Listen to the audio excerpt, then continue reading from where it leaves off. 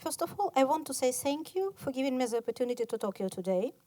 I would like to outline the scope of my research. I focused my attention on everyday life of usual people in parts of Lugansk region on both sides of the so-called lines of demarcation. I would also like to give you some figures regarding to the scope changes in that area. Uh, Since 2014, more than 2 million people have left the uncontrolled territories of Ukraine. The estimated population of the occupied territories of Donetsk and Lugansk region is 3.7 million. There are mostly people who formally remain the citizens of Ukraine. It's very important for my research. Loss of control over this part of Ukrainian territories as a continuation of the hostilities has led to significant complication of provision of the state services and issuance of documents confirming identity or status of a person. In this research, we define the combination of such situations as recognition or non-recognition of fact of person's life by the state. Facts of a person's life shall be understood as situations and status of a person which require on official record passport, birth certificate, death certificate, certificate of the secondary education, higher education diploma, pension certificate, etc.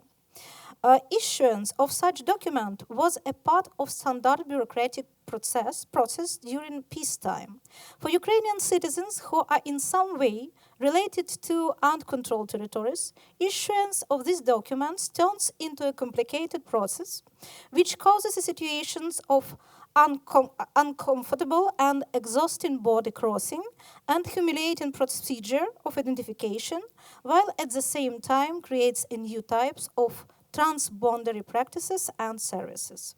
This study is based on the analysis of narrative materials from 45 semi-structured in-depth interviews with representatives of 3 groups: residents of Lugansk region territories not controlled by Ukraine, 16 respondents; internally displaced persons who stay on the territories of Donetsk and Lugansk region controlled by Ukraine, 17 respondents; and experts, 12 respondents.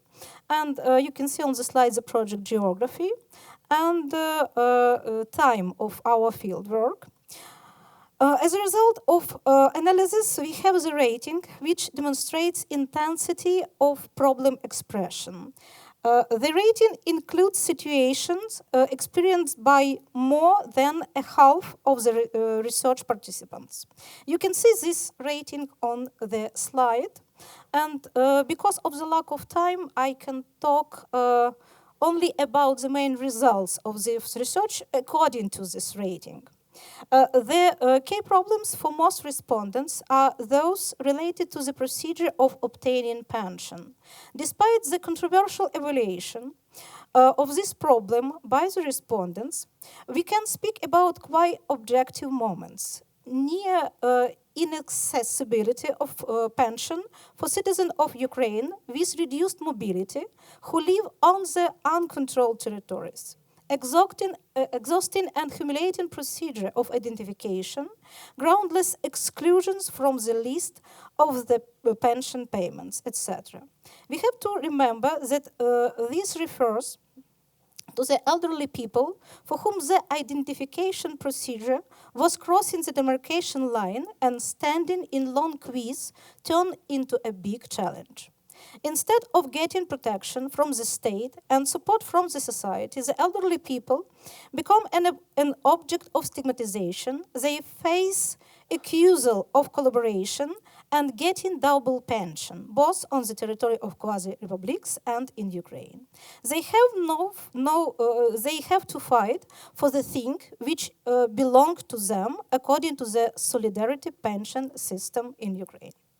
The hard and traumatic identification procedure breeds illegal services.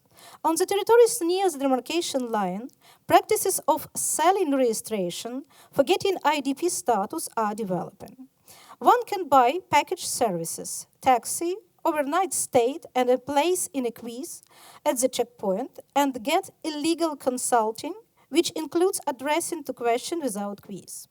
There is also a cash withdrawal in the cash machine on Ukrainian territory done by the other person for a percentage from the sum of withdrawn. Availability, both territorial and financial, of the medical services is also a serious problem for the respondents. The transboundary practices most vividly manifest themselves in these contexts. The well-equipped regional hospitals and a lot of highly qualified specialists remained on the occupied territories. Therefore, population of Donetsk and Lugansk region monitors price for the medicine, quality and cost of medical services on both sides of the demarcation line. According to the respondents' evaluation, the medical help is less expensive on the occupied territories, which makes people who need medical help to cross the demarcation line. The long-lasting situation of uncertainty regarding the status of the territories, further perspectives, is traumatic for the respondents. It is expressed in the striving of the majority of the respondents to see the state strategy regarding the process, regarding the prospects of these territories, action and decision of the Ukrainian government in the case of renewal of control over the state border of Ukraine. The absence of perspectives form people's strategy of the postponed life, when a person does not live the full life but waits for a logic outcome of the situation. This phenomenon is especially dangerous for the young generation, a part of whom has been postponing the start of professional and family careers for 5-6 years. The majority of the respondents avoids discussion of the possible conflict parties. It is hard for an average person staying in the epicenter of the events to interrelate the controversial assessments of the situation. Ukraine officially interprets the leaders of the quasi-republic as the occupation administration of the Russian Federation on the temporary occupied territories of Donetsk and Lugansk regions, and in the quasi-republic, Ukraine is proclaimed the aggressor. While generally recognizing the necessity of the negotiation processes, the respondents find it complicated to answer which countries exactly should be involved in these negotiations. Here, we have double non-disclosure.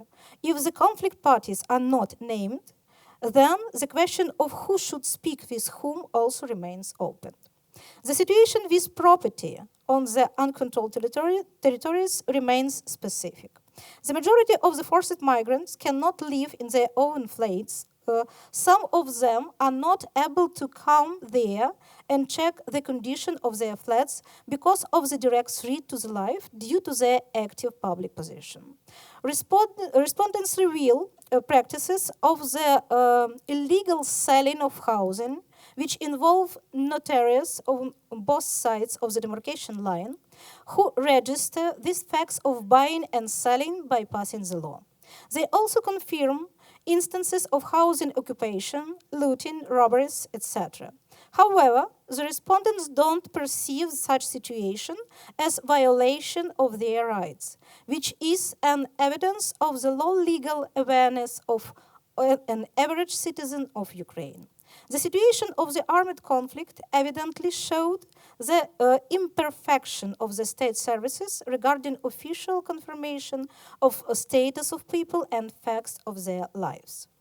Attaching an individual to a paper-based filing system of registration makes losing a passport traumatic for a person. Moreover, passport of a person from the occupied territory is not considered as independent document. It needs additional confirmation through other documents containing a photograph. It might be international passport, driving license, pension certificate, etc. A specific set of documents which not every citizen of Ukraine have.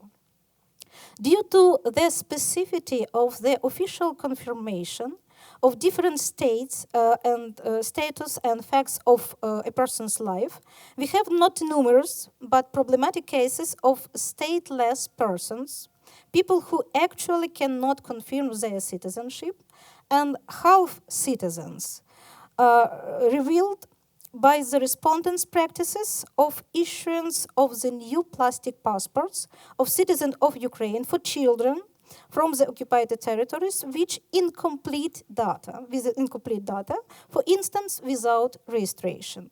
This will lead to restriction of access to a range of state services which require official registration of a person.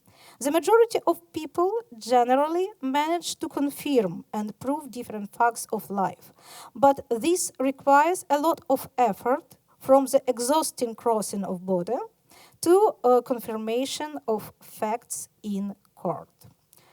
And I can show in the end of my presentation the photo of quiz on the zero point between Stanitsa Luganskaya and Lugansk at one pedestrian road which connected uncontrolled and controlled territories by Ukraine.